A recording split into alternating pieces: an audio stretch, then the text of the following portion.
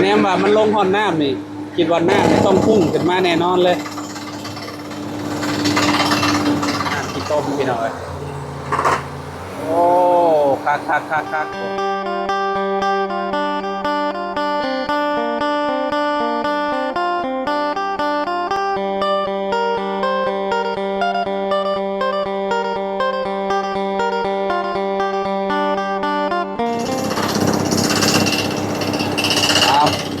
กราบสบายดีและสวัสดีเด้อพ่อแม่พี่น้องเอฟซีเบิร์ดสู่คนเนาะบว่าสิอยู่ในและกระต่างประเทศเด้อมาพอกันกับเฮาคือเก่าพี่น้องอยู่ที่เพื่อนน้องบัวเด้อบาดนี้พี่น้อยเนาะดูบาดนี้พี่น้อยเนาะสายเจาะมาแล้วบาดนี้พี่น้อยเนาะโอ้ขับลีนี่พี่น้องเลยเนาะโอ้เครื่องเจาะใหญ่เลยนี่เนาะโอ้เจาะลมเนาะพี่น้องสุดยอด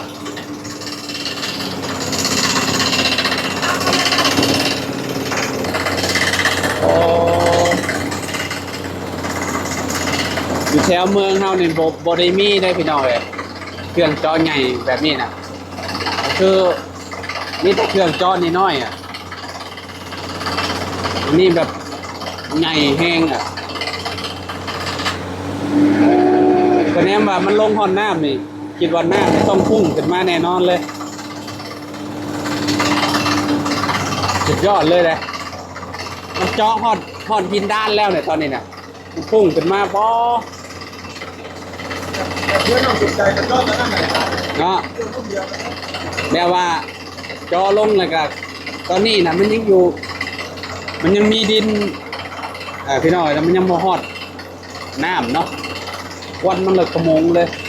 ใครในแต่ว่ามันล้มนะมันก็จะปัดไปพุ่นเนาะ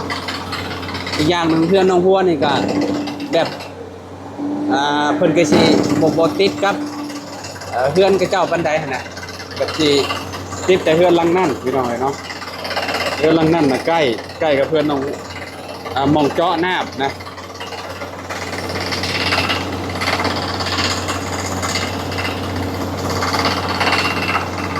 จากที่ล่อลายมือเนาะล่อแล้วล่ออีกพี่น้อย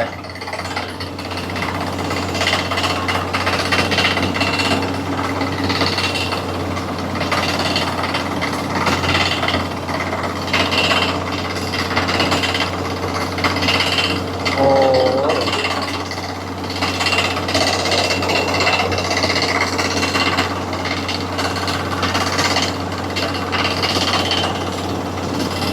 มาทางนี้ก่อนบาทดิเนาะ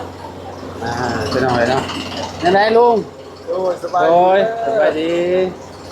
มาแต่เช้าผมบอกมาพร้อมกันกับเขาว่าบุญสารวัตรแต่ประมาณ8 โมงนี่แหละแต่มาสายเจาะมาก็เลยมาเลยก่อนกันโดยบาบุญกระเซ็ตบอกโยว่าสายเจาะมาเด้อว่ะไปสำหรับพี่น้อยเนาะถักเนาะลงเนาะแล้วก็หอดเอาเครื่องเจาะนี่ถักเลยว่ะอันนี้มันเจาะได้ความลึกประมาณ100 เมตรเลยอย่างนี้แปลว่าสามารถแบบใส่ได้น้ำบ่ขาดเลยนี่เนาะแบบอันนี้เพิ่นว่าเป็นจ้อย50 เมตรโอ้ถักแล้วจำที่ใส่เนาะบาดนี้โอ้มาแล้วทางนี้บาดนี้โอ้กับข้าวคือยังนี่ลุงอ้อมยังนี่อ้อมหมูบ่โอ้ยมาได้กินได้อ้อมหมูพี่น้องเอ้ยเนาะอันนี้มุกละไม้บ่อ๋ออาบางพี่น้องเอ้ยเนาะน้องบัวว่าอยู่เมื่อวานนี่แหละเสียงสนั่นหวั่นไหวพี่น้องเอ้ยเนาะซีเมอร์ภายในโลกมือแม่นุ่มโอ้มาเด้อพี่น้องเด้อกินข้าวเด้อกินข้าวได้แม่น้องบัวเฮ็ดพี่น้องเอ้ยเนาะแซ่บอยู่แล้วบ่ต้องว้าวเถอะพี่น้องเอ้ยใช้อาจารย์มาลงมาก่อนเป็นไรพ่อก็หินฮะกินคำแรกกับพ่อก้อนหินแหละมียังในตู้น่ะฮะอาหารบ่ใช่น้องจันเด้โอ้แอร์ก็ตื่นหมดเลยนะได้ไปทางนั้นเรียบร้อยแล้วป่าทิศทางเข้ามาน่ะชุมเจ้าว่าไปทาง อ๋อออกให้งานบ่ บ่เขาเฮ็ดมันว่างคนในว่าง เบิดเลยพากันซอยกันเนาะมันอ่าหนทางมันบ่นั่นปานใดพี่น้องมันหกนั่นน่ะเนาะกินน้องน้องชิมมังก่อน อ่า หืมพี่น้อยเนาะเดี๋ยวขอโตกินข้าวก่อนจักเล็กจักน้อยพี่น้องเนาะเดี๋ยวจังกูแหละไปเบิ่งสายเจาะเพิ่นเนาะแซ่บๆเนาะลูกเนาะ ได้เลยมาเร็วๆ คั นะ กขอโตก่อนพี่น้องจักบาทหนึงเนาะพี่น้อยเนาะตอนนี้ก็กินอิ่มแล้วทางเฮากับลุงเหิมน้องบัวพี่น้อยเนาะ แม่แล้วคือสิจมไม่เฮาอาจาร ทาง ย์ เว เล่า ลามาใหม่โดย ถ้าแม่แล้วคือสิจมไม่เฮาอ่ะ โดย ลูกเขาลูกเป็นลูกเคยเพิ่นบ่ได้ดอกแบบนี้นะ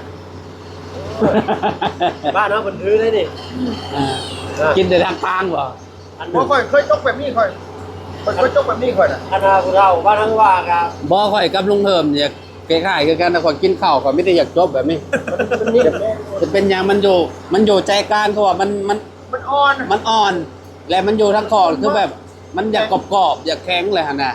กินก็บ่แซ่บ เขาแบบมากินเนื้อหนึ่งเลย แม่น แต่ต้องกินทั้งทางได้ โดยบางคนน่ะ ย่านนั้น บางคนน่ะมักกินเวียนกินก่อนเวียน มันกี่กลาง จัง บ่ ว่า ได้ กิน ก่อนบ่ได้ ข่อยบ่ได้ข่อยมีแต่อยากแบบนี้ นี่จกแบบนี้อย่างนั้นพี่น้องเนาะ ที่พ่อให้นี่ยังไงให้เมื่อกี้ว่ากินข้าวชกกินทั้งกลางแล้วชกกินตับกินไตพ่อแม่นะ ก็เลยต้องกินทั้งคอจะเป็นวายนะ เพิ่นถือเนาะบางคนเนาะกินข้าวต้องกินทั้งคอก่อนพี่น้องเนาะแต่ว่าเฮานี่พี่แหละจกลงจนพี่แหละเห็น บอกกันนี่เป็นอย่างไรเนาะ แม่นแซ่บเนาะลุงเนาะ แซ่บไปดี โอ้ยพี่น้องยอมรับเลยสิมือแม่นมเนี่ยมุกหน่อไม้ก็จนเบิดพี่น้องเอ้ยแบบเราเห็ดคือคล้ายๆคือแถวบ้านเราเห็ดเนาะรสชาตินะพี่น้องเอ้ย แบบเดียวกันเลย แบบเดียวกันแซ่บไปเดี๋ยว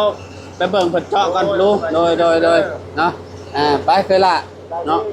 มีแต่สิไปเบิ่งเพิ่นเจาะอีกก่อนพี่น้องเอ้ยเนาะว่า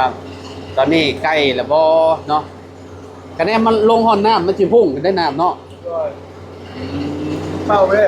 มันเป่าลมเด้พี่น้อยเนาะโจกันเลย ล้างเลือกอยู่ใกล้ อยู่ใกล้น้ำแตกจุจ้าเลยติ ด้วยใกล้น้ำแตกได้แล้วสำหรับบนทางใกล้เลย แม้ว่าเพิ่นจะขังแบบบอลเพิ่นเจาะพี่น้องบ่ให้คนเข้ามาใกล้หลายพี่น้อยเนาะ นี่ดูน้อยมาใกล้ เพราะว่าเด็กน้อยแบบเพิ่นหลายเด้พี่น้องเพิ่นจะมาเบิ่งหั่นน่ะมันก็ต้องกั้นเมียนสิใกล้ๆหั่นน่ะ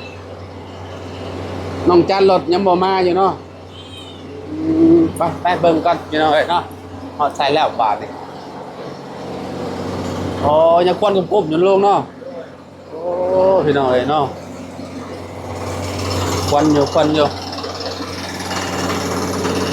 กองที่ดินก็เริ่มพูน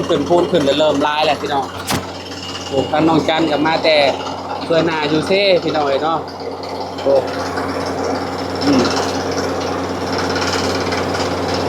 โอ้ปัจจุบันได้ใส่น้ำมันสบายแล้วตอนนี้เนาะ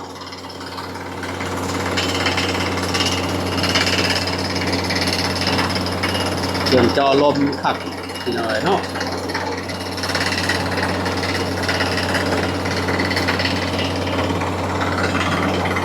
เดี๋ยวลงไปข้างล่างก่อนพี่น้อยเนาะพี่น้อยเนาะก็คือแบบโอ้รถเพิ่นนี่คือแบบไปอันนั้นทุกที่เลยพี่น้อยเนาะไปทุกแปลงเลยเนาะเสียงควางพี่น้อยเนาะอ๋อไปคือแบบ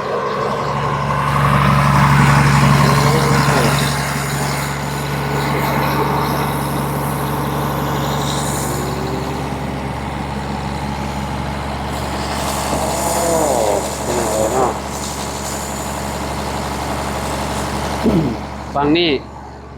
เล็กน้อยนางเบิ่งเต็มอยู่พี่น้อยเนาะ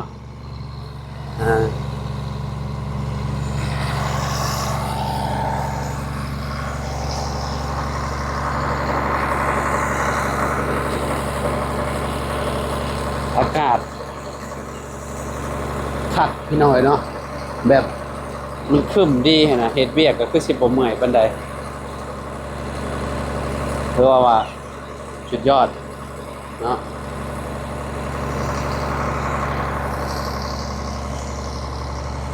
ตรงนั้นเพิ่นก็มีครัวของเพิ่นเอาได้พี่น้อยเนาะ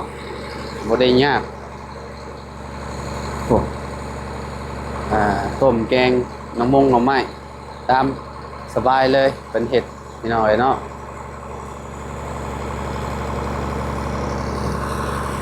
พี่น้อยเนาะอ๋อน้ำเริ่มพุ่งแล้วบาดนี่โอ้ขาดแล้ว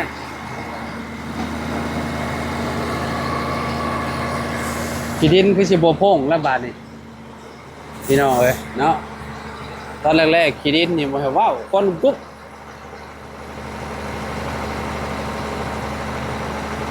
เชื่องจอลมนี่สุดยอดเลยครับเนาะมีน้ำหม่องหัวโพนเลยพี่น้อยจอให้น้องหัวนี่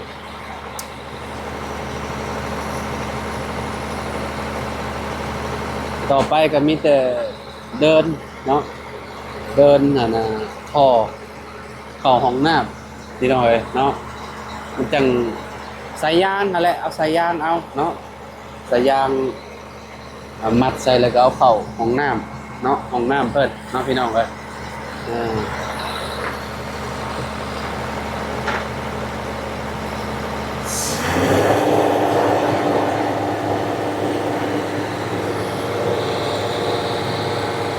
น้ำจวดๆเนาะพี่น้องเอ้ยโอ้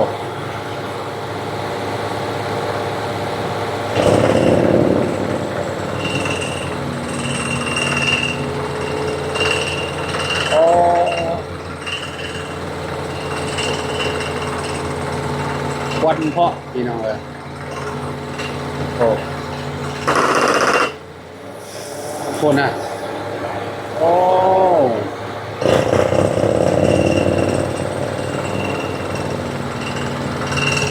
น้ำโป่งขึ้นมาเลยจากเลย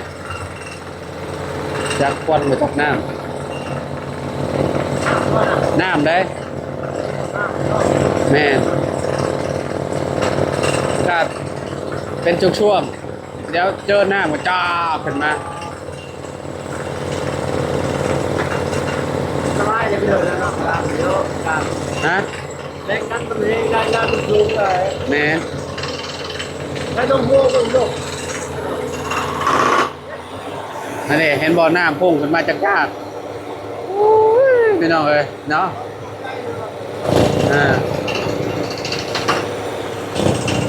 จัดกุโคกขึ้นมาพี่น้องเอ้ยขี่น้ำขี่ต้มเนาะคำพ่นสิแล้วพี่น้องเอ้ยเนาะมันว่าอาจสิประมาณคำพี่น้องเอ้ยเนาะ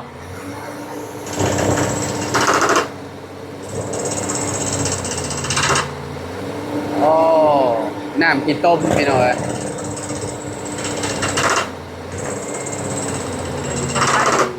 เป็นต้นไม้ในตัวน้ำมาดามเป็นความดีเยอะ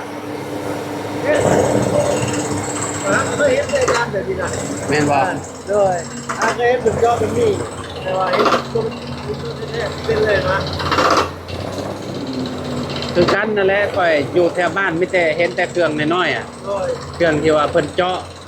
อันแม่นใส่หัวเจาะน้อยๆน่ะเด้นี่ใส่แบบลมดันเนาะ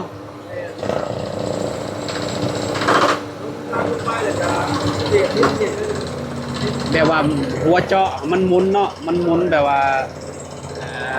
สามารถแบบพวกหินดอกหินดานมันทะลุได้นะแบบ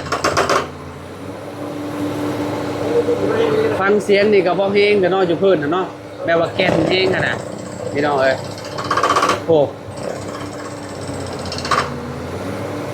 หัวเจาะต้องแข็งเฮงอะไรแบบสามารถแบบทะลุได้อะหัวเจาะนี่แต่ว่าแห้งเลยหัวเจาะมันเปลี่ยนเกือบเยอะนี่แหละเปลี่ยนไปเลยนะ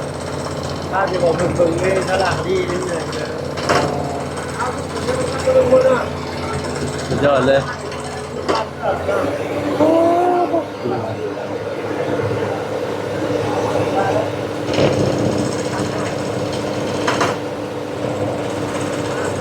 กุ้งพี่น้อยเนาะ หลายอย่าง อ๋อเอาเนาะมาทางนี้บาทเนาะ เออเซ่น้องจันเด้ เพื่อน เพื่อนพวก โน อ๋อกำลังเสริมสวยอยู่เนาะใครเนี่ยแต่มันอากาศมันเย็นเนาะเนาะเห็นงานก็สะดวกเนี่ยพี่น้อยเนาะเปิดเห็ดเป็นกับโบฮ้อนนั่นน่ะอ๋อตะกี้ก็เจ้ามาจอเจ้าก็เคยเห็นบ่ เคยเห็น ใหญ่สักนี่บ่จออยู่บ้านหลังไหนบ่อ๋อใหญ่แบบนี้เนาะข่อยก็หากะจีเคยเห็นครั้งแรกเลยข่อยนี่เพราะว่าอยู่บ้านข่อยมีแต่เครื่องเจาะน้อยๆหั่นน่ะแล้วก็เจ้าใส่จักรเจาะอันน่ะอันนี้ใส่แบบแรงดมลมดันพี่น้อยเนาะโอ้พี่น้อยต่อไปก็มีแต่นั่นเนาะหัวเนาะจอแล้วก็เดินน้ำไปห้องน้ำเนาะสายยางอะไรเนาะต่อจากสายยางพี่น้อยแรกๆเพื่อนหลังนั่นก็ควนกุ้มๆวันนี้มีแต่ขี้ต้มบัดมันลงไปห่อนน้ำล่ะเนาะห่อนน้ำขี้ต้มเลยเนาะถ้าเจอน้ำแบบ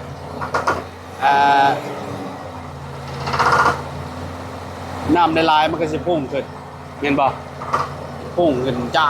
ขึ้นแล้วพี่น้อยได้จังเม็ดเลยตอนเนี้ยโอ้โหคือกันเนาะโอ้พี่น้อยจะฟ้องน้ำในตื่นเต้นอยู่ว่าจักอันนี้เนาะฮะตื่นเต้นอยู่ โดย เมื่อคืนนี่นอนรับอยู่บ่เจ้าน อนหลับอยู่ ฮะ ตื่นแต่5 โมง พอแล้วลุง ตื่นแต่5 โมง ตื่นแต่5 โมงบ่คิดว่านอนอะไรย่านแบบคิดแต่น้ำโอ้กระเจ้าสิมาแท้บ่มื้ออื่นเช้าเพราะว่ากระเจ้าหลายมื้อเนาะกระเจ้าเว้าแล้วเว้าอีกหั้นนะเมื่อวานนี่ก็คิดว่าสิมาก็บ่มาเนาะแต่ว่ามื้อนี้น่ะ มันมาแต่เช้า มาเรียบร้อยเนาะวันที่รอคอยน้องหัวพี่น้อยเนาะม่วนแล้วบัดนี้เนาะดีใจเลยเนาะ โดย คักพี่น้อยเนาะเพราะว่าเพิ่นก็รอมาประมาณจักอาทิตย์พุ่น2 อาทิตย์เนาะ2 อาทิตย์ได้พี่น้อยเนาะเกือบ3บ่จักเนาะโดนเติบแล้วพี่น้อยฮอดแล้วเขาว่าเนาะตั้งแต่เบาตูนมาพุ่นเนาะมาเรียบร้อยแล้วบัดนี้ลุงเอ้ยเนาะ สบายดี สบายดีพี่น้อง เด้อบ้านเด้อนี่เด้อ อ้าว คือเมื่อไว้ เมื่อแล้วบ่ โดยสบายดีเด้อ โดย ฮะ เมื่อแล้ว เมื่อเคลียร์งานอยู่พารานก่อน เอ เพราะว่าพี่น้อง FC ด่าข่อยหลายแล้วเพิ่นด่าข่อยเพิ่นบอกว่าข่อยไปเฮ็ดเวียกเฮ็ดงานจักเที่ยวไปจังว่า อ่า โดยแต่สิว่าเมื่อเคลียร์งานก่อนเพราะว่าให้มันแล้วมันดัวก่อนจะได้ขึ้นมาใหม่ หน้าไปถึงอย่างนั้นคือแดงเป่งๆอยู่ หมอเรา เพราะว่ามันหน้าคนมันแตก หน้าแตก หน้าแตกแล้วก็ทาดำสลินเนาะ อ๋อหน้าแตก เอาไปสลีน มันลม โอ้เป็นจันทร์ตูนชาติเนาะ อืม สะเก็ดเมื่อกี้แล้วเป็นสะเก็ดแล้ว มันหนาว บ่มีของฝากบ่เอา เด้อ บ่ ว้าวบ่โอ้ที่บ่าวเสียใจแล้วบัดนี้น่ะกูกระเจ้าเบิ่งกูกระเจ้าแนมอยู่กระเจ้า ดาวก็คงพาเอา ฮะ บ่ต้องคุยหาคนกอดหลาย ผมผ่าเอาเนาะ เราไอ้สิบอกเด้อไปหาฟืนหล่นใหญ่ๆนั่งมาส่งไฟผิงเอากันหนาวเนาะอาจารย์เนาะ แม่นโอ้ยผมห่มโตใหญ่ๆกระตุ้มจนห้อนพุ่นแหละ โอ้ย เนาะหัว แม่น พี่น้อง เว้านี่ยังบ่อยากได้บ่ดีกว่านี้ได้ผมมีคนเอา บ่มีคนเอา ว่าเขาพี่น้องเอ้ยเราบ่อยากได้หรอก บ่มีของฝากให้ลุงแล้วลุงเมื่อมื้อนี้ ฮะ ว่าลุงสิเมื่อมื้อนี้บ่มีของฝากให้ลุง เอาบ่เป็นหยังเมื่อผมกินมื้อขึ้นมาล่ะ รับมือเคลียร์งานแล้วอยู่พารานพี่น้อยเนาะตั้งลุงเพิ่มเนาะชุมบ่าวบนกับเมื่อมื้อนี้บ่าวจันเนาะ เอาล่ะสิเมื่อมื้อนี้น่ะ นะ ได้ชิมเมื่อวันนี้น่ะ เอ้าเจ้าบ่ได้บอกแล้วบอกว่ากระเจ้าสิเมื่อมันบ่จันทร์บ่บุญได้แม่นบ่แรกๆเขาว่าสิเมื่อเอาก็จะพาเบิ่งนำกันซะเนาะว่ามันสิเมื่อบ่หรือว่าจังใดพี่น้อยก็น้ำเริ่มเฮ็ดน้ำแล้วเริ่มพุ่งขึ้นมาหลายแล้วพี่น้องเอ้ยโอ้คักโคตรโอ้พี่น้องเอ้ยเริ่มน้ำขี้ต้มสัตว์จะจ้าขึ้นมาแหละวันนึงปุ๊บโอ้พี่น้อยเนาะโอเคสพี่น้อยเนาะเดี๋ยวจังว่ากันใหม่อีกเทื่อนึงพี่น้อยเนาะเพราะว่าคำพูดเพิ่นแล้วก็ได้เนาะทางสายเจาะเพิ่นก็ได้พี่น้องเอ้ยน้ำสัตว์จะจ้าขึ้นมาน้ำขี้ต้มพี่น้องเอ้ยโอ้คักโอ้โอเคอยู่ดีมีเฮงกันทุกคนเนาะไปน้องพวงพบกันใหม่พี่น้องโดยสบายดีเด้อพี่น้องเด้อ